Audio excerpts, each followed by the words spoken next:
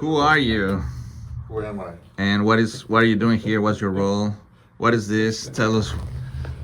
Who am I? Isn't that the $1 million question? Yeah. Well, we have reformed our unit to Cheugy, and it's a 3-piece band. Well, what the heck is Cheugy? What does that mean? Cheugy comes from my teenage daughter looking at the three of us, 3 very professional, somewhat nerdy, older men in her opinion. And she looked at us and she said, "You guys are good, but it's kind of Cheugy." So that's Cheugy. Well, we're owning it. We are owning the Cheugy. But we're really a power trio. We're doing really well. This is our studio rehearsal hall. I call it a studio too, because as you can tell, we're all mic'd up. We're ready to go. This is our safe space, our creative space. Being that the 3 of us are multi-instrumentalists, we go back and forth. We might grab a guitar, might grab a bass, sit behind a piano, and we just go. We bring ideas, we share ideas, and it's great. New drum set, I guess. Different drum set than the last. A much bigger kick drum than before. Still keeping with the 4-piece. Trying to do as much as I can with these. Yeah. I feel like we're evolving to at least another floor tom. I definitely think we're probably going to need another trigger. But our music is evolving, and we're really excited. So tell us again about your musical influences and who are you inspired by? Well, musical influences. I mean, I can't think of music or For drummers, maybe, I guess. well, mainly. yeah. I mean, I guess yeah. I mean, I started playing the drums when I was 13. I think my musical influences, or I wanted to play drums earlier than that. I think the first time I heard drums that I thought were super cool was the Beatles, and I heard the really famous Ringo drum solo, and I heard that, and I was like, wow, that's cool.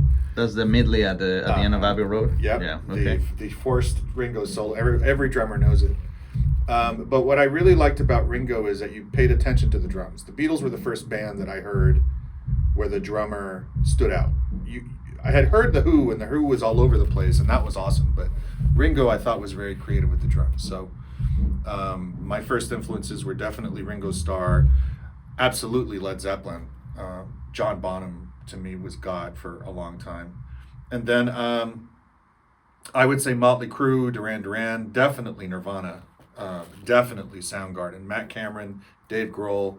I think if I had to take the 5 that were like the 5 apostles of drums, I would definitely say Ringo, Grohl, Bonham, Cameron. Nice. I mean, I definitely hear David Grohl in your playing. Yeah, I mean, yeah. The feels and the rolls out, they're basically, yeah. And then Bonham too, absolutely. Yeah, no, I can hear it. I thank you. That's a compliment. So those are my drum influences. In terms of music, if I'm going to play the piano, I like Leonard Cohen. I love Bob Dylan. Nice. I love newer bands. I love Green Day. Absolutely love Green Day. Love Soundgarden. Love Smashing Pumpkins. I love Eminem. So my influences are a little bit of everything, even though I play mostly rock. Eclectic enough, I would say. Yeah, absolutely. Yeah. Cool. So how about you show some juice on that? Boy. Let's do it. Okay, sure. All right. Okay, so I could sit here and fascinate with bottom fills, but I find it more interesting to talk about like the anatomy of the drums, right? And most of what I hear when I'm working with a band is what beat is going to complement the song. So, I mean, yeah, I can impress everyone by playing very, very quickly and do triplets and things like that. However, triplets aren't going to complement the song. Nobody's going to dance to a triplet. So for me, it's always about,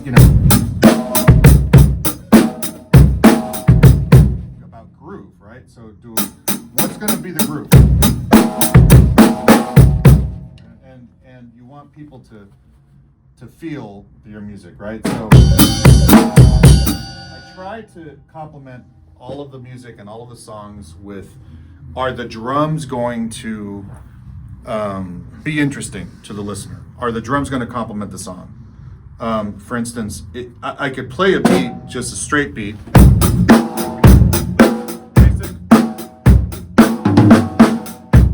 So just that little fill there makes it more interesting.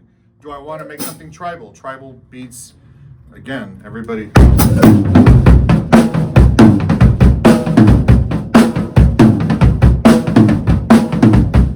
of the songs we just wrote is about a guy falling down the stairs, so the beat is telling a story. So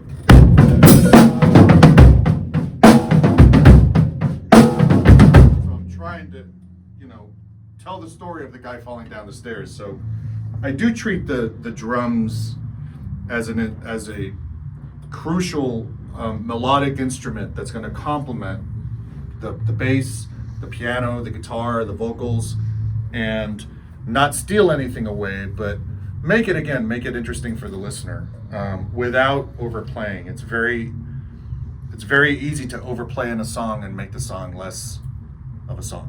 So I also, in this kind of rock music, I love accents, and I've appreciated playing with you after a while. The sense that you have for accents, they're, as you said, complement the beat and the little stops that sometimes we do without abusing of other things, which as a guitarist I could also just jerk off the whole song as exactly. well. But I appreciate that there's this kind of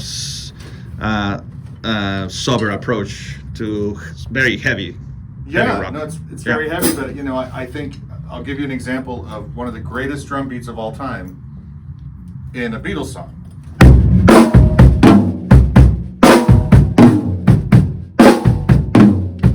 That's Ticket to Ride. Anyone else would have played Ticket to Ride. What did Ringo do? So I try to take that approach to our music and try to make it interesting. All right, that's what we have. All right. Ready. So Julio. Reciprocity after all this footage. Well, yeah. I mean, I get to turn the tables here. Tell us a little bit about when you started playing guitar and what got you into music. I actually started with drums when I was like 8. I was that kid that would go into the kitchen and get all the lids of the cooking pans and with some chairs and my lunch box and use it as a snare drum. So I had so after a while my parents were like, maybe this guy needs a drum set, a little baby drum set. So that's how I started. But it's not portable. So when I went to college, high school and then college, it was more practical to get guitar. So that's how I started. Excellent. And I never took classes. I begged my parents to send me to lessons and it just didn't happen. So I took one of those Teach Yourself magazines, and I learned playing Mijares and Lucerito songs. So are there what are your musical influences? Yeah, so right now I think mostly harder bands like Megadeth or Metallica. I like Dream Theater, I like Rush. Definitely Pink Floyd is one of my favorite bands. And I try to, they say that after 30 you get cycle on your music. You don't listen to new music. So I've been very purposeful in expanding my horizons musically. So I try to be exposed to different things, jazz and female vocals and house. I discovered house recently, and it's kind of amazing what these guys do. So yeah, that's where I am right now. And tell us a little bit about your main acts and why you like your guitar and what do you want from your sound. This is a very sentimental guitar because this is a gift from my dad when I was probably 20, 21. Oh wow! Probably costed like $50 back then, and it's still going. I love this because it has a very chunky sound that I don't get from the Fender Stratocaster, and so I've written so many songs with this, I played so many gigs with this, and it's still going. I kind of love it. So now I'm embellishing with all these things, these little stamps to make it nice. And then I love anything worth mentioning about this is my pedal, my effect box. A head rush is very versatile. Has this expression pedal, but it has all this versatility for effects. There are some guitarists who say that pedals, the digital pedals, the analog pedals are the way to go. And I don't necessarily disagree with that, but this gives me a lot of flexibility. It's portable and it's just ready, plug and play sort of thing. So for someone who's not a musician, what is this board? What does it do?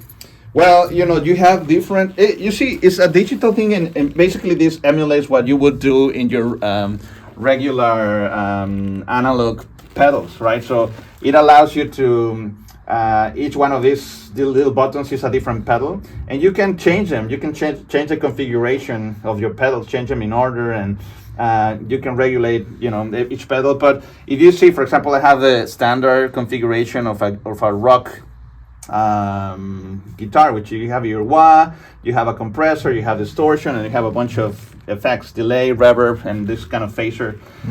So it's very standard, but it allows the flexibility to just plug and play, basically. So. And what is it like? What inspired you to go from your successful YouTube channel to a band? The band is always the first priority, right?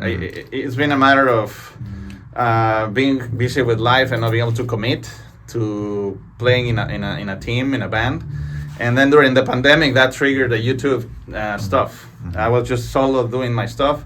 And I tried to hook up with bands, and for X, Y, or Z didn't work. And I've been, so I feel it's a bless to meet you guys and have committed musicians who are passionate.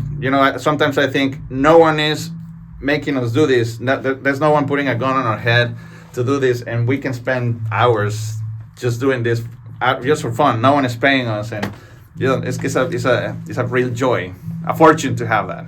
So. And so is it? So tell us about a little bit about the band dynamic and how you guys write and what do you do and. That is a lovely process. It's very collaborative, which is what I like. At work, I'm more about collaboration than teaching, and this is emulating that, the collaborative process. We all have different perspectives, and I think if I can say the main trait of this band is that we all listen. We all listen to everybody's ideas, and we're willing to take in the idea and work on it and refine it and play with it. And it's I love how we have written lyrics. So for a few of the songs, like Flat Tire was a great example of, you come up with an anecdote that you had, and then a feeling, and then we just kind of brainstorm words, and then we put them together. Is that what the board is for? Right now we have a list of the songs. This is what happened with McKinney Avenue, so a song coming up. It should have moving on after a defeat, loss, everything sucks, a breakup, the sadness of that. And then you see the structures of the songs when we're writing them. Riff 1, riff 2, how we move on, and we change things, and it's very kind of like scientific, very intellectual, or very engineer based, if you will. So I love that. That's how I want to approach things. So how do you guys communicate? I mean, I know that Charlie is self-taught. He doesn't read music. How do you guys communicate like the music? This has to do a lot with our fundamental knowledge of rock. We never took 101 rock, but I think we've been exposed to it. And it's kind of nice because we all have different musical influences, but we all understand the fundamentals of rock. We all understand what a pentatonic scale is. We all understand what a signature change or a tempo change is. And when we're not able to explain exactly what's happening, we're like, like in this song, like in Green Day, this is what's happening, or in this other song by System of a Down, this is what they do. So this is a way to, like a primitive way, if you will, to communicate, because I consider myself an illiterate musician. I don't read music. I wish I did. I think it's important. Some people say that that's not necessary. I think that would expand our ability to do things, but for now, for the time being, it's working. So does anyone in the band read music? I don't know. I don't know if the drummer, read music. I don't know if Chris does, but Chris seems pretty literate. He might.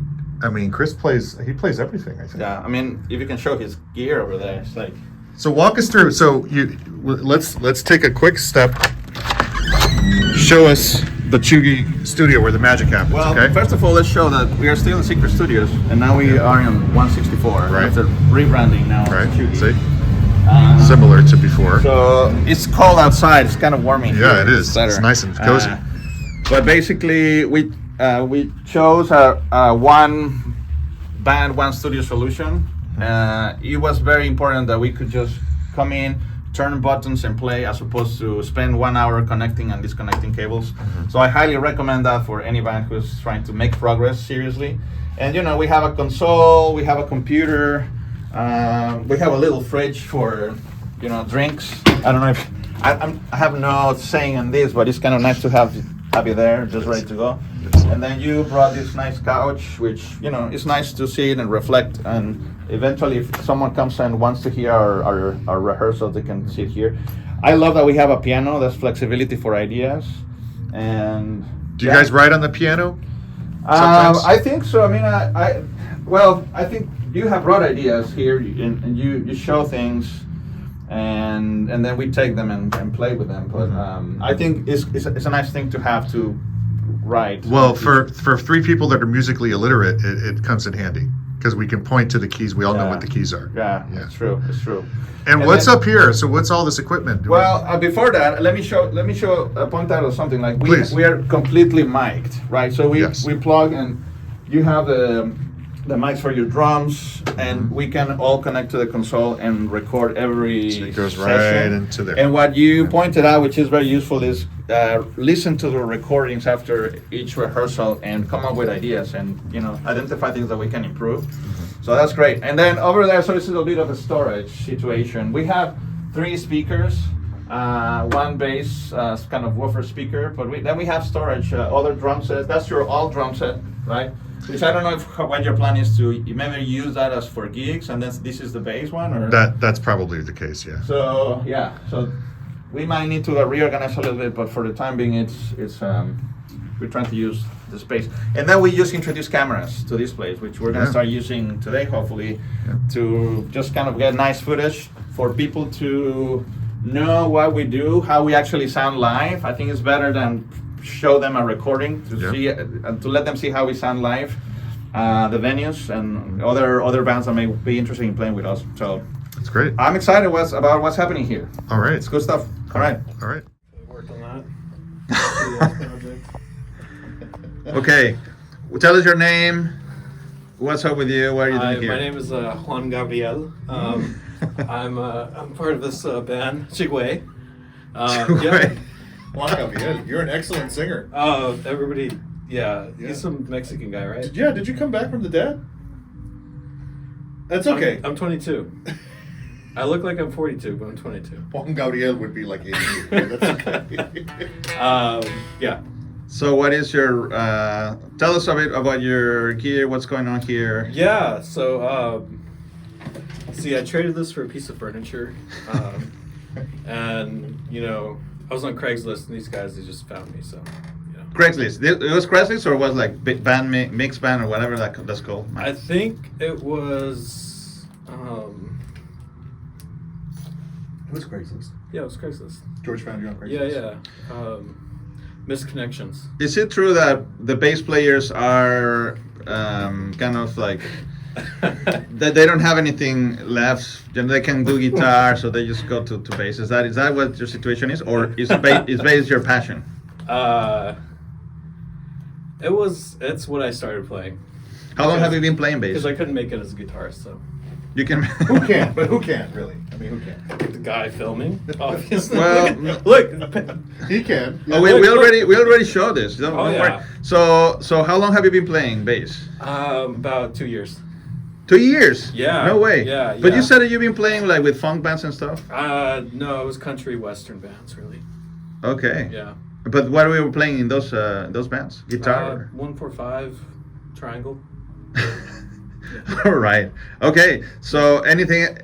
You want to show us your gig? I mean, I love what you have going on. This is yours. Remember, you let me borrow this, right? What is that? All this. Show us what you got there. I don't know. You're the one who Your bought it. your pedal and your powerful thing. Yeah, it's a pedal and it's. What's Do you like it? It's an amp. Amp. I mean, any kid will love to play with those He's being buttons. funny. yeah. He's being shy. I'm just here. Also, we are very impressed by all your gear. You have like a 5-string bass, all this like an Yeah. acoustic bass. Yeah. It shows that you're a bass player. No, it shows I have a lot of money from my father. From all From the Juan Gabriel. from the Juan Gabriel imitation. Oh, yeah, I'm the illegitimate. That's right. Sorry. He had sex once and then he had you. Yeah. Yeah. What are your musical influences? I like Bjork. Bjork, yeah. Bjork, yeah. You know what, Bjork? One time I heard her say, "I don't need to say anything." Like this clip, she would never do. No. She would be like, "Fuck you all," and she would be like, "If you want to know about myself, listen to my songs." Yeah. I also like Britney Spears. Britney Spears is great. Yeah, she's- Before she went off, but yeah. What do you mean? We should. This is being funny. Any other musical influences? Anyone else that you should be aware of? No, I don't really listen to music. No. So you do this just because it's your job, but on the side you're a painter or something, or No, I'm just lonely. you're alone. All right. Any comments on the process of writing songs for this band here? Any? I just do what you tell me to do. Oh Jesus! That's so not true. I wish that was true, man. That's not true. I wish that was true, It's but not true at all. yeah. Yeah, this is kind of what it is, but yeah. Yeah. Okay. So we have established the hierarchies here. We found the band comedian. Yeah, right. Yeah. Oh my God. Anything else? Any other? We're gonna record hopefully some clips today. We're Yeah, ready for that. yeah. By the way, thank you for setting that up. All those wires and the sound and is based because of this guy here. So we appreciate the contribution. Yeah. I just filled up the refrigerator with monsters. That's We saw that. We saw that. We appreciate Yeah. Yeah. What I'm here for. What is that? That's what I'm here for. that. That's not what you're here for. So Chris is an exceptional musician. He's extremely modest and shy. He is crucial to everything we do. He is the glue. Otherwise, Julio and I would just be playing randomly, just crazy shit. Chris is the guy that kind of gets everything. I want to say that, regarding that, I don't think, bass is usually sort of like the rhythm section only, but here, bass is a very fundamental part in It's another guitar. the melodies Yeah. that we write. And, a lot of the songs that we have incorporated are basically your ideas. You came up with those riffs, you came up with we're going to show people, we're going to show the world what we're talking about. So thank you.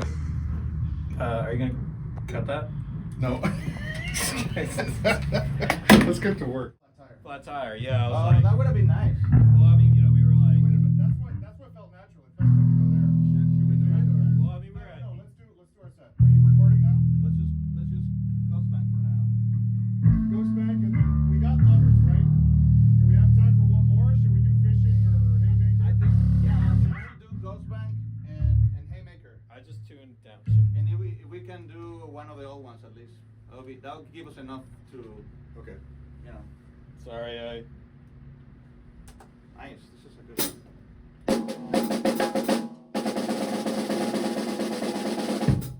I fucked around and found out. Okay.